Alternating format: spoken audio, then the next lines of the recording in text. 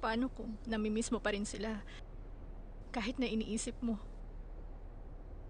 Magkukwento ako. Ikukwento kong masasayang alaala na kasama ko siya.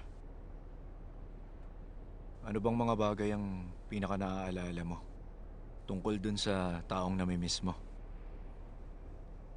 Tungkol sa kapatid ko? Mm,